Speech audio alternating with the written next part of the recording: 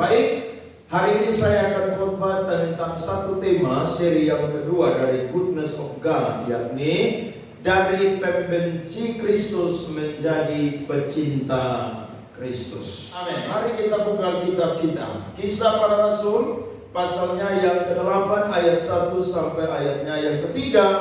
Kemudian kita sambung di pasalnya yang ke-9 ayatnya yang ke-19 bagian B sampai ayatnya yang ke-22. Oke, saya mulai penganiayaan terhadap jemaat di Yerusalem.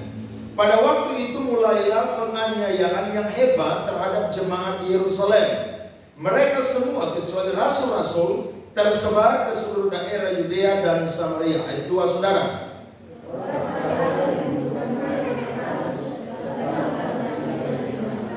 Tetapi Saulus berusaha membinasakan jemaat itu, dan ia memasuki rumah demi rumah dan menyeret laki-laki dan perempuan keluar dan menyerahkan mereka untuk dimasukkan ke dalam penjara. Ayat 19b, saudara mulai. Ulang. 1, 2, 3.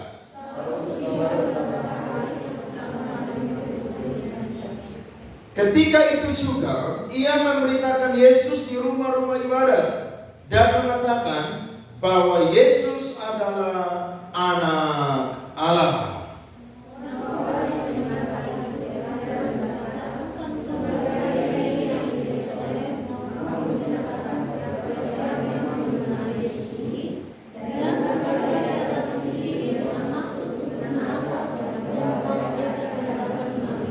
Sama-sama.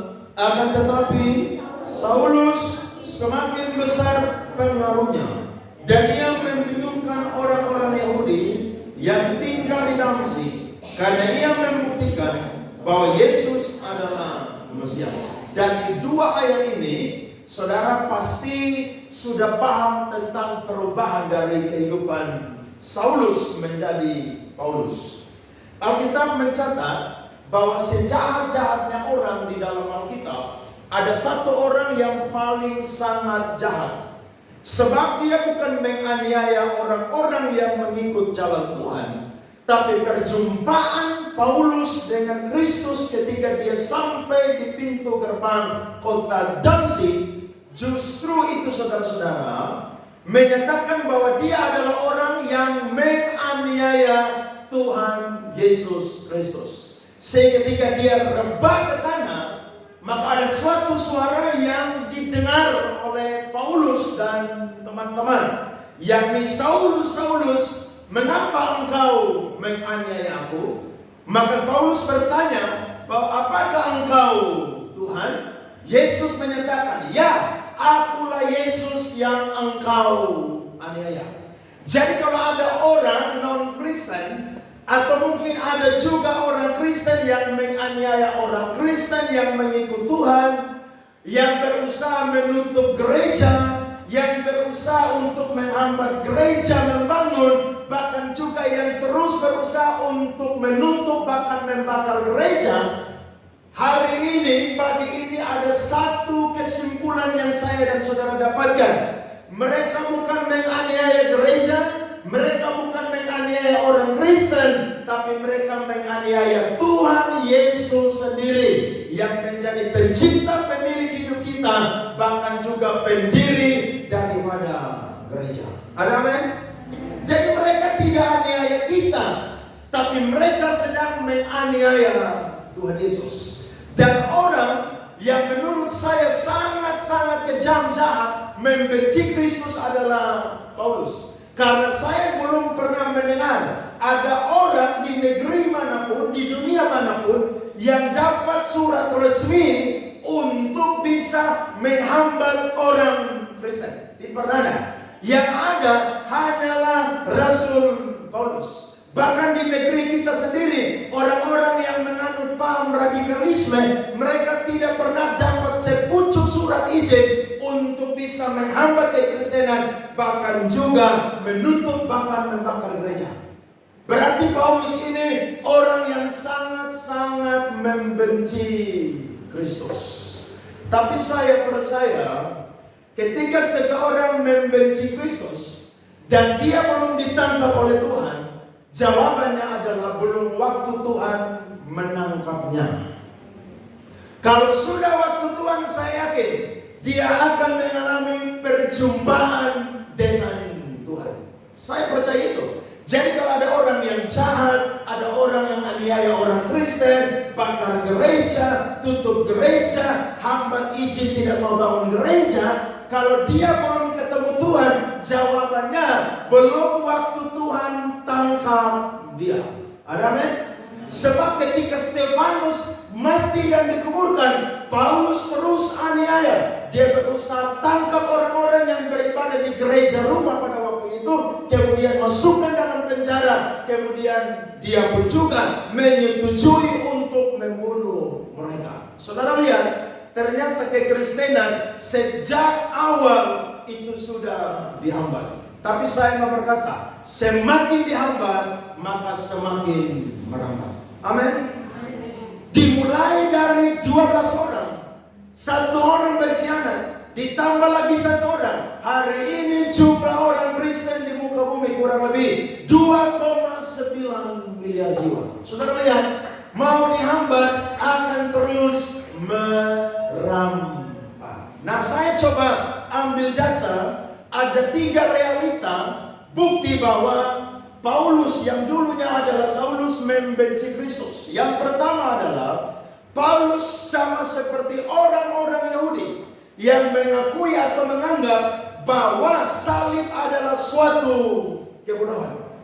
Bagi mereka, orang-orang Yahudi, ahli-ahli Taurat, orang-orang Farisi, salib itu bukan suatu kemuliaan, tapi salib itu adalah suatu kebodohan. Karena orang yang tergantung di kayu salib adalah orang yang sangat-sangat jahat, sehingga tidak ada hukuman yang paling ringan selain daripada dia digantung di atas kayu salib.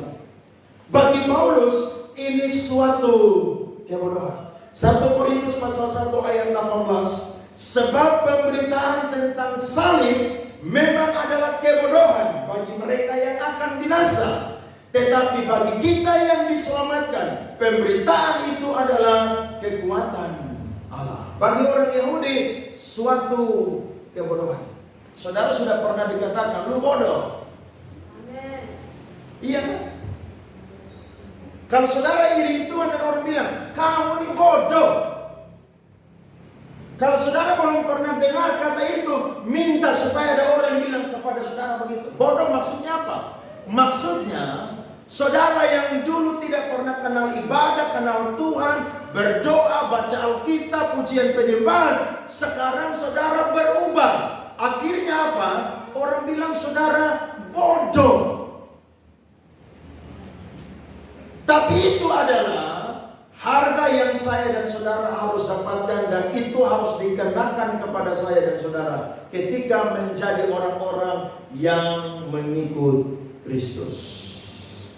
Realita yang kedua adalah bagi Paulus, ajaran Kristus itu adalah ajaran yang sesat.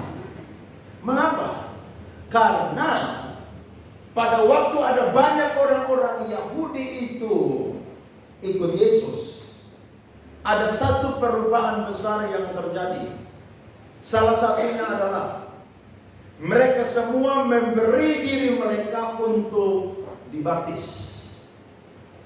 Orang Yahudi mengenal satu hukum namanya hukum sunat. Tapi ketika Kristus datang, maka dia bawa satu pembaharuan. Dia memberikan contoh bahwa dia sendiri memberi dirinya untuk dibaptis.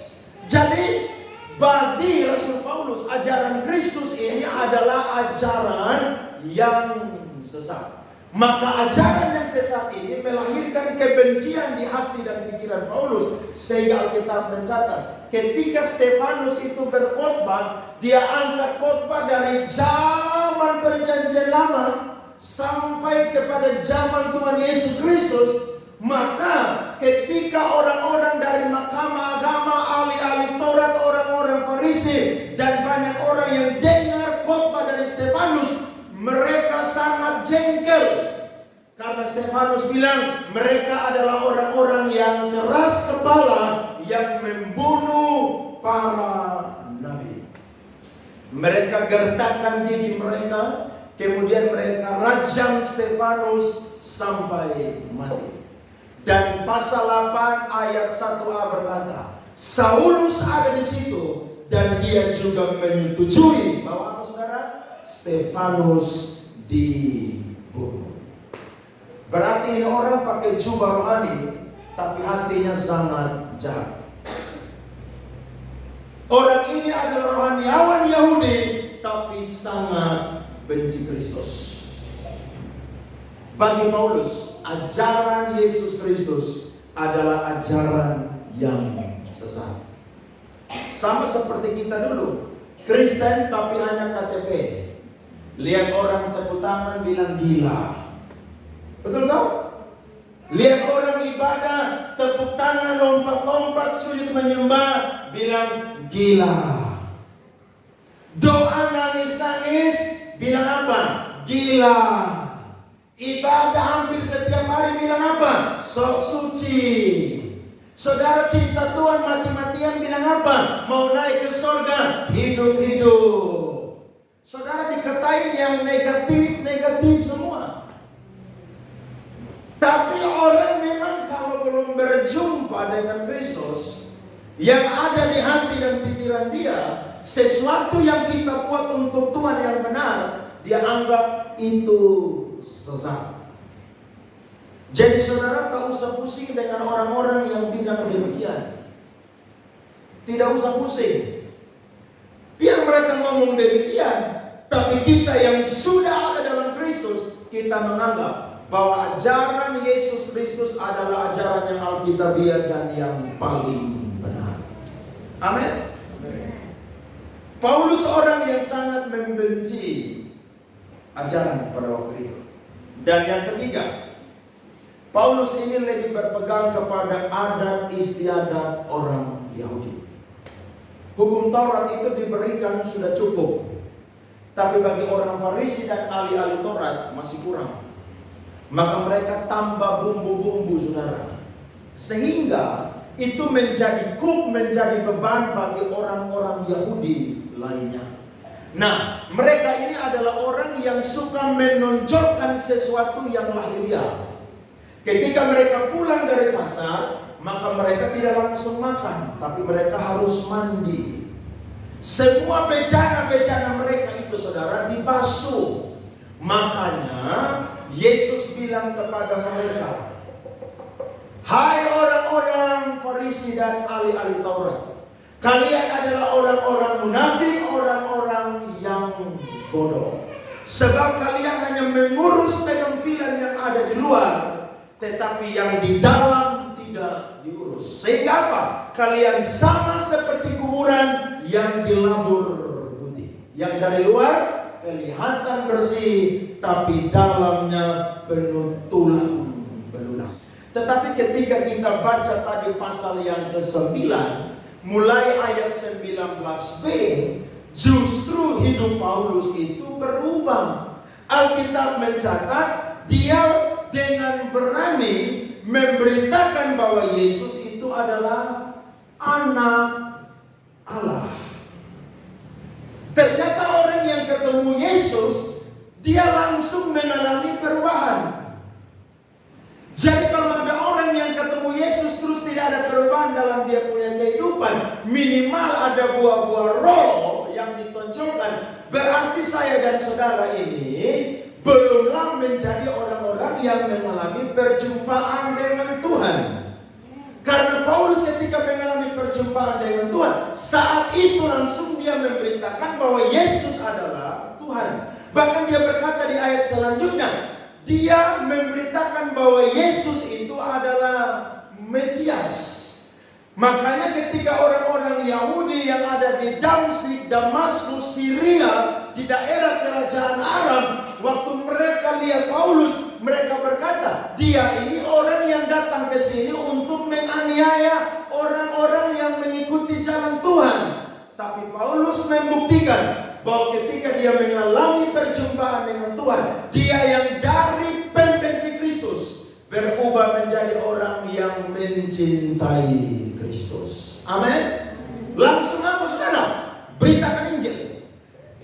Memang Paulus ini orang pintar. Jadi ketika dia bertobat, dia langsung beritakan Injil. Nah, kalau kita mungkin bertobat masih remaja, masih pemuda, kita yang tidak pintar kitab suci, ya kita juga pasti tidak sama seperti Paulus. Betul atau tidak? Iya dong. Tidak mungkin saudara langsung bertobat, saudara langsung khotbah dari Kejadian sampai Wahyu. Saudara sendiri tidak pernah baca Alkitab. Tapi minimal saudara, ketika kita berjumpa dengan Tuhan, ada perubahan-perubahan dalam kehidupan kita. Contohnya, saudara dulu belum bertobat, saudara tidak pernah mau gereja. Saudara anggap hari Minggu itu hari tidur yang panjang. Jadi saudara tidur malam, bangun jam 3 sore. Tapi ketika saudara bertobat, ketemu Tuhan secara pribadi, saudara langsung bikin komitmen. Hari Minggu adalah hari saya dengan Tuhan. Saya mau ingat hari Sabat, saya mau kuduskan hari Sabat, dan saya mau setia bertekun datang ibadah dengan Tuhan. Jadi kalau orang Kristen yang masih angin-anginan ke gereja, buat saya dia harus mengalami perjumpaan pribadi ulang dengan Tuhan. Loh saudara kerja tuh 6 hari kan? Masa hari Minggu cuma gereja 2 jam tidak bisa? Saudara kerja cari uang 8 jam, saudara semangat. Tapi hanya ke gereja 2 jam, itu juga kalau gereja 2 jam. Ada gereja yang hanya 1 jam aja loh. Saudara bisa bayangkan, dari rumah setengah jam, datang gereja 1 jam. Berarti total hari Minggu saudara habiskan waktu dengan Tuhan cuma 1,5 jam. Tapi malasnya minta ampun. Sampai pendeta udah capek ingatkan dan tegur. Kenapa? Karena sebentar dia muncul, sebentar dia tenggelam. Ditanya kenapa tidak mau ke gereja? Aduh capek kerja. Pakaian banyak jadi harus cuci pakaian. Saudara cuci pakaian dan ke gereja mana lebih lama? Cuci pakaian lebih lama. Gereja lebih cepat. Ada perubahan-perubahan, amin. Nah Paulus ini langsung menunjukkan sampai orang-orang Kristen, orang-orang pengikut jalan Tuhan yang ada di Damsyik sampai terheran-heran. Kok bisa orang ini langsung memberitakan Yesus adalah Mesias, Yesus adalah anak Allah? Jawabannya adalah orang kalau ketemu Yesus dari pembenci Kristus berubah menjadi orang yang sangat mengasihi Kristus. Beri tepuk tangan saudara. Amin. Nah saya catat saudara, ternyata bukti dari cinta Rasul Paulus akan Kristus dia tunjukkan dalam 3 komitmen. Yang pertama, Paulus berkata bahwa hidupnya hanya untuk Tuhan Yesus Kristus. Dulu dia punya hidup belajar tentang teologi, memegang hukum adat istiadat orang-orang Yahudi, menangkap orang-orang Kristen. Tapi ketika dia bertemu dengan Tuhan, hidupnya berubah, arahnya berubah, tujuannya berubah. Yakni dia hanya mau hidup untuk Kristus. Saudara, hidup untuk Kristus bukan selalu jadi komitmen seorang yang full timer melayani Tuhan. Tapi hidup untuk Kristus adalah komitmen dari semua orang yang sudah berjumpa dengan Kristus. Paulus bilang begini dalam 1 Korintus pasal 4 ayat 9 sampai 13. Alkitab berkata, sebab menurut pendapatku Allah memberikan kepada kami para rasul tempat yang paling rendah, sama seperti orang-orang yang telah dijatuhi hukuman mati. Sebab kami telah menjadi tontonan bagi dunia, bagi malaikat-malaikat dan bagi manusia. Kami bodoh oleh karena Kristus, tetapi kamu arif dalam Kristus. Kami lemah, tetapi kamu kuat. Kamu mulia, tetapi kami hina. Sampai pada saat ini kami lapar, haus, telanjang, dipukul dan hidup mengembara. Kami melakukan pekerjaan tangan yang berat. Kalau kami dimaki, kami memberkati. Kalau kami dianiaya, kami apa? Dulu dia apa? Aniaya orang yang ikut jalan Tuhan. Tapi ketika dia mengalami perjumpaan dengan Kristus dan dia punya komitmen pertama hanya hidup untuk Kristus, maka ketika dianiaya, dia sabar. Baca sama-sama ayatnya yang ke-13, 23. Kalau kami difitnah, kami tetap menjawab dengan ramah. Kami telah menjadi sama dengan sampah dunia, sama dengan kotoran dari segala sesuatu, sampai pada saat ini. Betapa rendahnya hatinya Paulus. Dari orang yang angkuh, yang sombong, yang benci Kristus, ketika mengalami perjumpaan dengan Tuhan, jadi orang yang punya arah dan tujuan hidupnya berubah. Dia rela, jangankan hanya dihukum saja, tapi mati sekalipun. Paulus berkata, asal saja aku menyelesaikan tugas yang dipercayakan kepadaku. Berarti orang yang ngiring Tuhan tidak akan pernah takut mati. Ada amin? Saudara tidak usah takut mati, karena Yesus bilang barang siapa takut kehilangan nyawanya, maka dia akan kehilangan nyawanya. Tapi barang siapa yang rela memberikan nyawanya, ketika Kristus datang pada kedatangan yang kedua, saya dan saudara akan mendapatkan kehidupan kedua kali bersama dengan Kristus. Jadi orang ketemu Tuhan, dia punya komitmen itu beda. Dia bilang, Tuhan, saya hanya mau hidup untuk Tuhan. Saudara dengar banyak kesaksian orang. Ketika orang belum ketemu Tuhan, hidupnya tidak pernah peduli dengan Tuhan. Tapi ketika dia ketemu Tuhan, hampir tiap hari, saudara, yang keluar dari mulut dia adalah apa? Firman. Yang keluar dari mulut dia apa? Puji-pujian. Yang keluar dari mulut dia adalah apa? Komitmen untuk mau apa? Terus menyembah Tuhan dan mencari Tuhan. Orang kalau ketemu Tuhan, saya percaya arah dan tujuan hidupnya akan berubah. Karena mengalami perjumpaan pribadi. Tapi kalau orang tidak mengalami perjumpaan pribadi, angin-anginan. Paulus ketemu Tuhan pribadi, rebah saudara di pintu gerbang kota Damsyik pada waktu itu. Sampai dia buta 3 hari, tidak makan minum 3 hari turut-turut. Tuhan berkata bahwa engkau adalah orang yang akan aku pakai. Hidup Paulus langsung berubah 180 derajat. Ada amin? Saudara harus tunjukkan bahwa kita ini orang yang cinta Yesus. Makanya setiap kali saudara nyanyi pujian, ku mau cinta Yesus selamanya. Saudara, itu bukan sekadar nyanyian. Ketika orang cipta lagu itu, orang benar-benar mau punya komitmen cinta Yesus.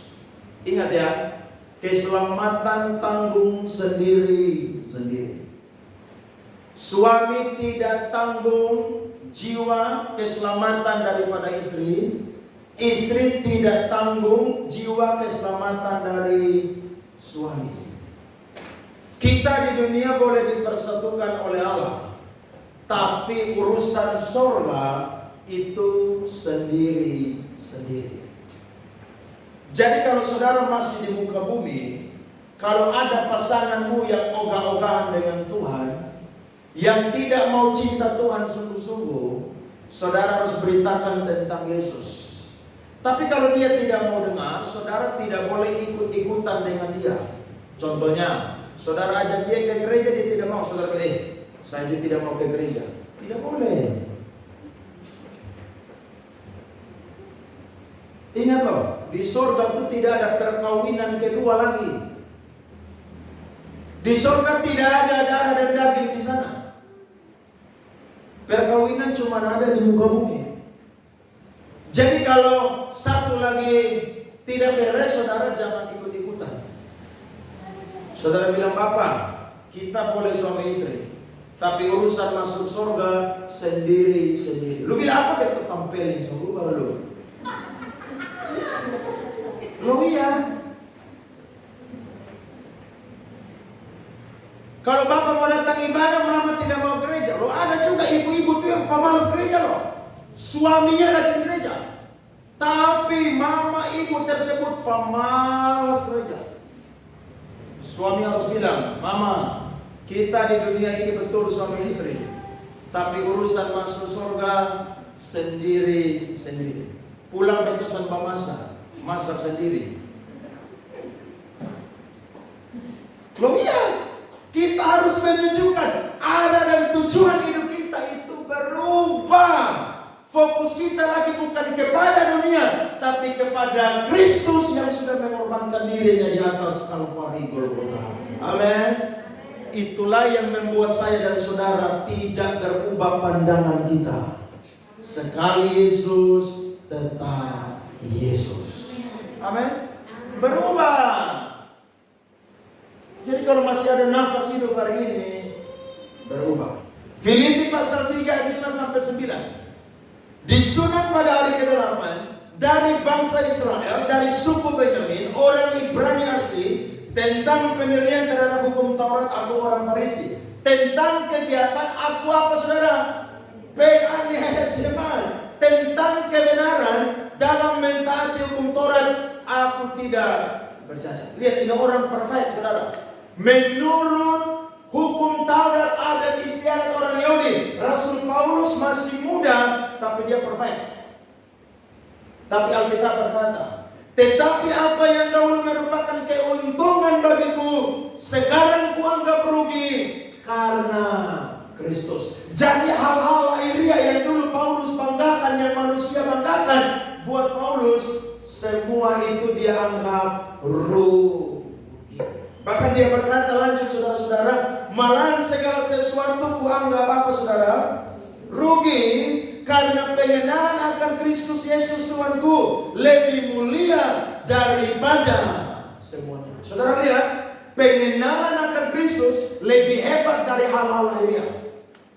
Jadi biar saudara menggelar S1, S2, S3, profesor, doktor, karburator, kotor, bocor,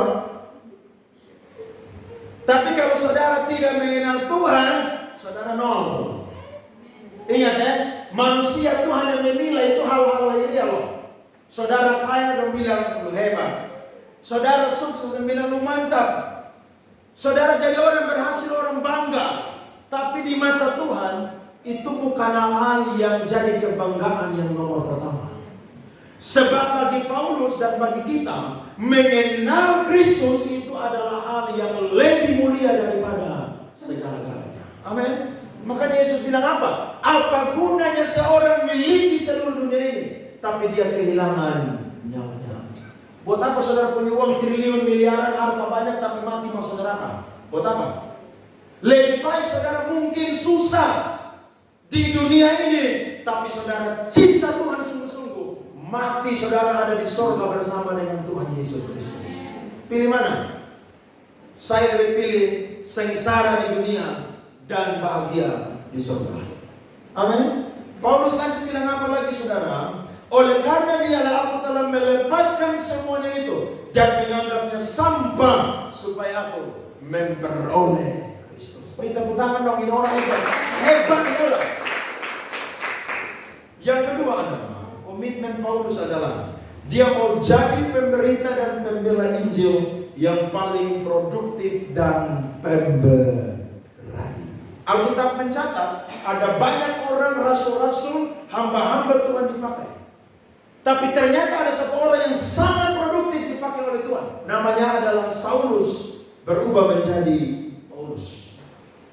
Dia punya latar belakang orang yang sangat punya pengetahuan.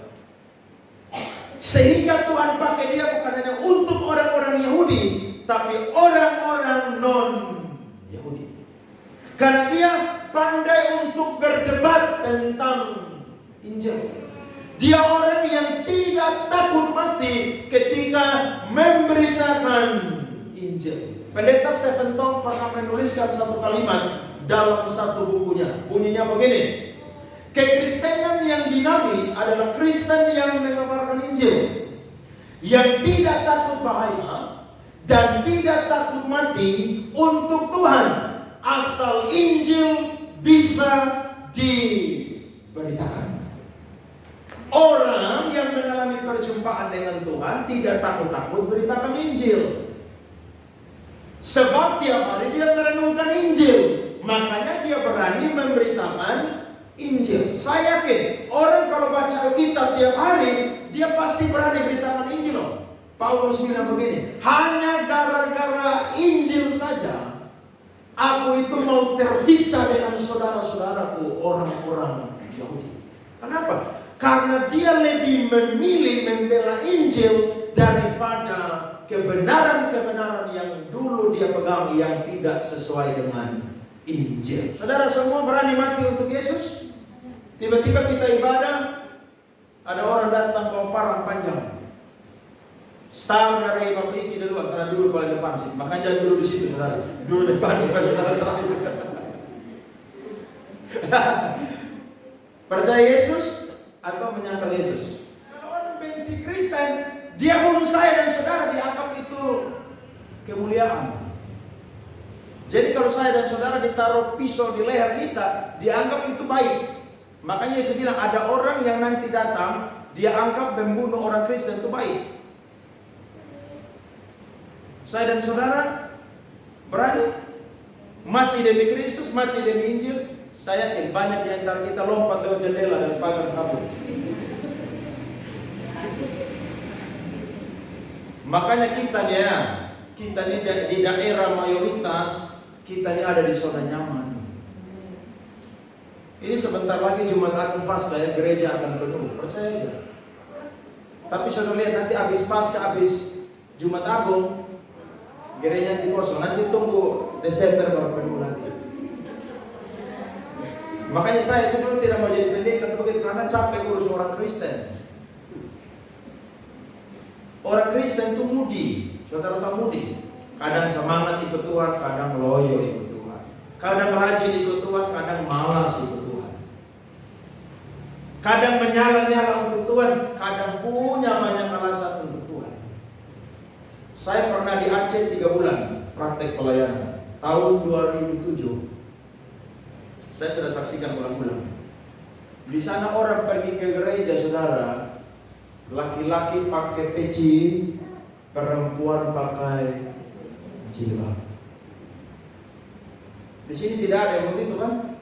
Atau saudara keluar rumah datang gimana pakai peci? Wih, murtad dia murtad tuh. Saudara pakai jilbab lain, udah mualaf dia, pindah agama dia. Ibadah saudara, musik kecil-kecil. Nyanyi tidak boleh keras-keras. Tidak boleh terlalu lompat-lompat.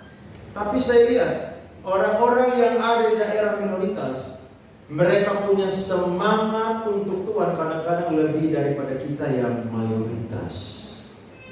Saya yakin Tuhan tidak akan berikan tantangan melebihi kekuatan kita. Amin.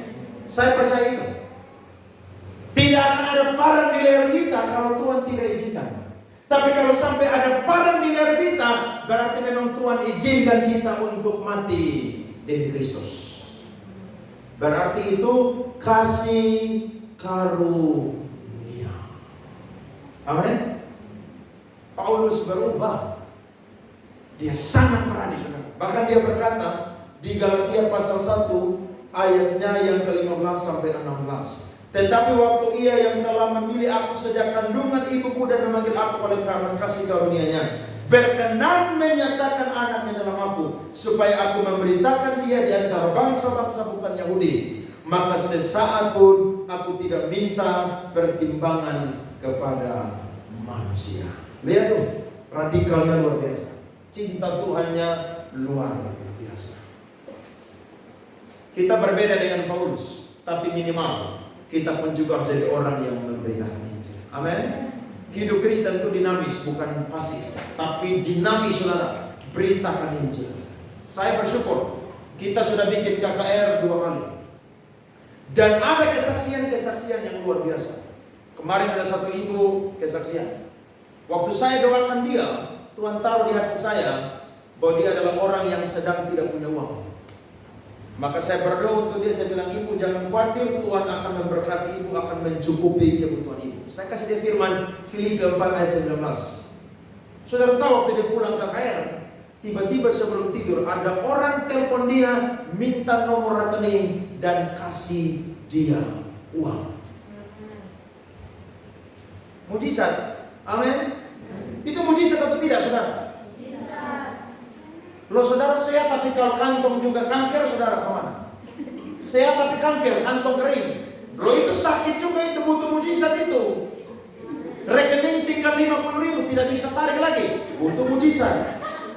Loh iya, jadi mujizat tidak selalu saudara sakit jasmani, kanker, tumor, ya ginjal, lumpuh, stroke baru sembuh. Dompet yang kosong juga itu butuh mujizat. Betul itu saudara? Mujizat. Jadi kita percaya Tuhan akan pakai kita. Mungkin kita tidak selevel dengan Paulus, tapi saya percaya Tuhan akan mampukan kita pun juga untuk menjadi pemberita-pemberita Injil yang produktif dan berperan. Amin. Saudara ada di kantor, sharing firman dengan teman. Saudara ada di kampus, sharing firman dengan teman. Saudara ada di mana pun juga, ceritakan tentang Yesus. Dan yang ketiga saudara, komitmen Paulus adalah dia mempersiapkan para pemimpin rohani untuk melanjutkan tongkat estafet pelayanan. Ini hebatnya Paulus. Dia tidak single fighter, tapi dia pelayanan itu kerja tim. Saya coba catat ada 3 data. Yang pertama, misi Paulus yang pertama itu dia sertakan Yohanes, Markus dan Barnabas. Yang setia Barnabas, tapi yang tinggalkan Paulus adalah Yohanes, Markus. Yang kedua adalah Silas, Timotius dan Barnabas dan Lukas. Ini pada misi yang kedua. Dan misi yang ketiga adalah Lukas, Timotius dan juga Titus. Untuk apa Paulus ikut sertakan mereka? Supaya mereka itu dipersiapkan jadi pemimpin. Karena Paulus tidak muda terus. Paulus akan tua. Saudara dan saya akan tua atau tidak? Atau semua langsung awet muda terus? Saudara mau dipanggil cici terus, kakak terus, lo harus dipanggil opa suatu saat. Jadi kita harus siap-siap tua. Nah sebelum kita tua, mempersiapkan pemimpin. Pemimpin yang hebat adalah pemimpin yang mencetak pemimpin. Makanya di GBI akan dibikin satu rumus, satu aturan. Pendeta yang usia 65 tahun langsung bikin surat untuk mundur jadi gembala. Jadi saya sekarang umur 39, berarti saya masih bisa jadi gembala 26 tahun. Nanti kalau usia 65, langsung serahkan kepada Sevanya jadi gembala. Loh iya, serahkan. Jangan saudara udah tua mau khotbah terus. Nanti Mazmur saudara, mari kita buka kitab Mansur. Nah, Mazmur jadi Mansur, saudara baca. Biarkan yang muda-muda itu yang tampil. Betul.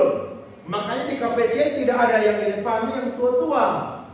Kenapa? Karena tidak kuat berdiri lagi pujian penyembahan, lompat-lompat. Kasih yang masih muda-muda di sini.